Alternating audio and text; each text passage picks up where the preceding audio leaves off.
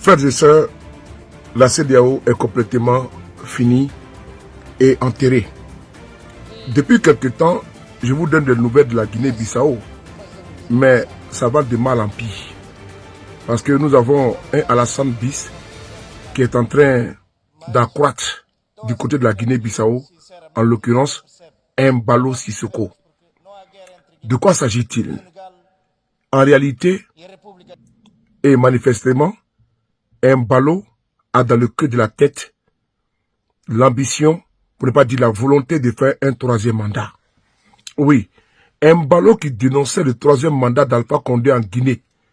Je dis bien Embalo qui dénonçait le troisième mandat d'Alpha Condé en Guinée est devenu maintenant le chantre du troisième mandat. Qui l'aurait cru?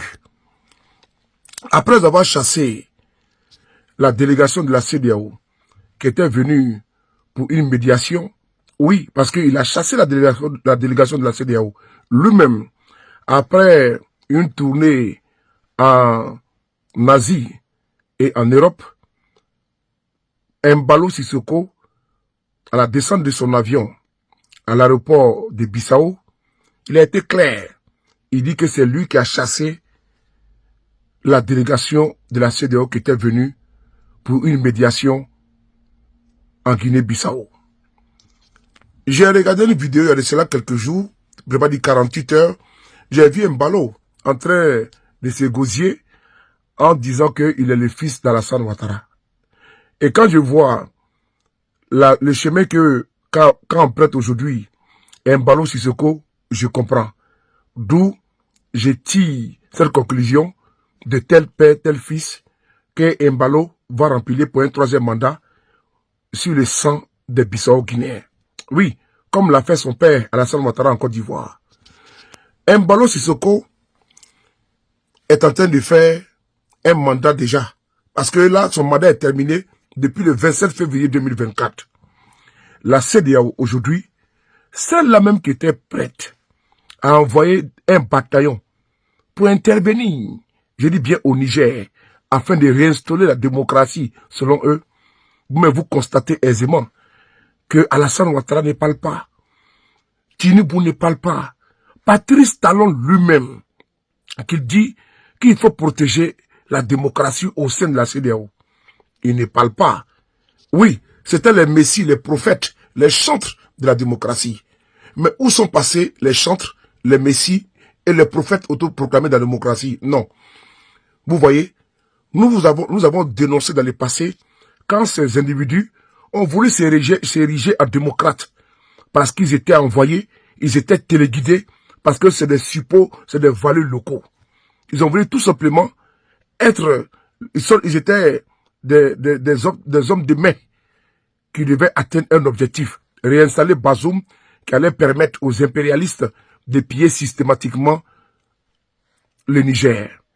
Alors, pourquoi eux aujourd'hui qui sont les talibés, pour ne pas dire les adeptes de la démocratie, sont tout à coup soudain brusquement devenus des muets et des sourds?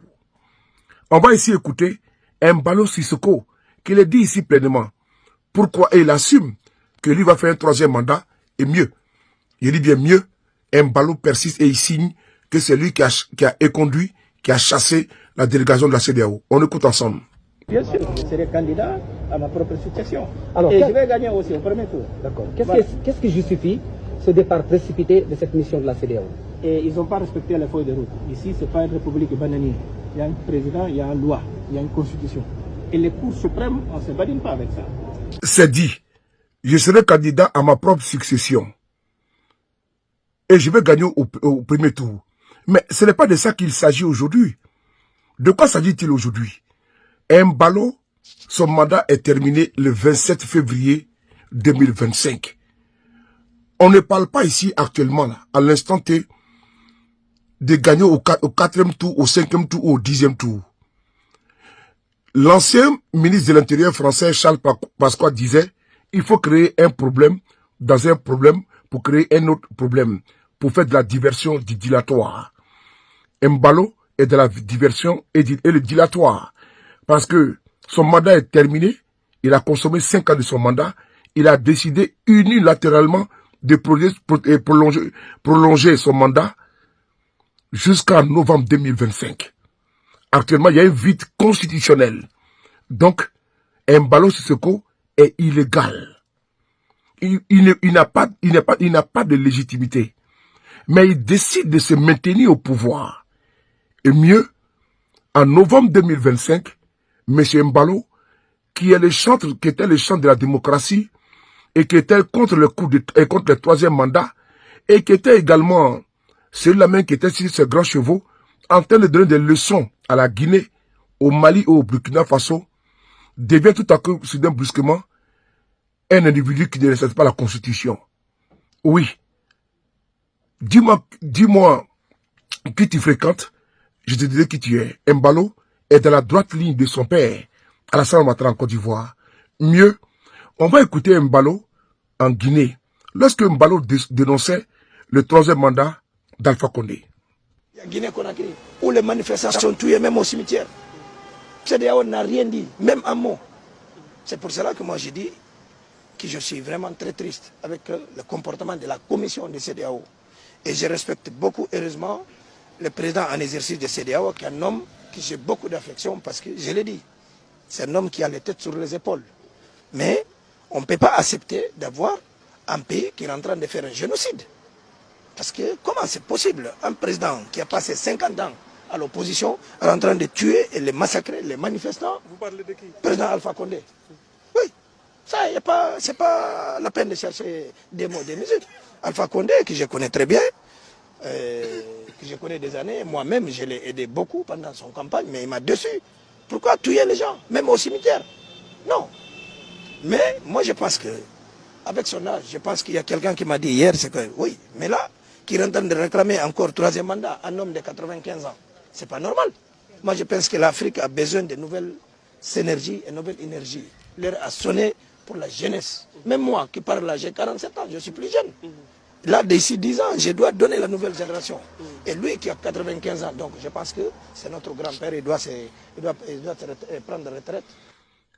Alpha Condé est en train de rigoler présentement. Quand il regarde aujourd'hui la démarche de crabe de Embalo Sissoko, c'est ce même Embalo qui dénonçait le troisième mandat d'Alpha Condé en Guinée. Et c'est ce même Embalo qui dénonçait le mutisme de la commission de la CEDEAO sur le troisième mandat d'Alpha Condé en Guinée. Mais regardez aujourd'hui, c'est ce même Embalo, aujourd'hui président, qui a décidé de chasser la délégation de la commission de la CEDEAO qui est venue pour faire une médiation pour l'organisation des élections transparentes, législatives et présidentielles. Embalo a purement et simplement chassé la délégation de la CEDEAO. Mieux, c'est ce même Embalo, Alassane Ouattara, Tinubu et Talon, qui avaient des éléments de langage d'interventionnisme pour aller réinstaller Bazoum au Niger. Dites-moi, où est la CEDEAO que l'on nous vantait, l'on nous gavait et l'on nous bourrait les cerveaux et les oreilles? Une CEDEAO démocratique, les sommets en un point fini à Abuja. Elle est où aujourd'hui? Elle est où aujourd'hui? Voilà pourquoi il faut dire une chose. Il faut le répéter. Nous avons compris très vite le jeu de ces membres, de ces chefs d'État corrompus au sein de la CEDEAO. Il dit bien corrompus. Parce que, voyez-vous, ils sont face à l'évidence en leur sein. Ils sont complètement muets. Et c'est eux qui ont voulu monter le monde entier, la communauté internationale, contre le pays de l'AES, en donnant des leçons, en se faisant passer pour les irréprochables en matière de démocratie.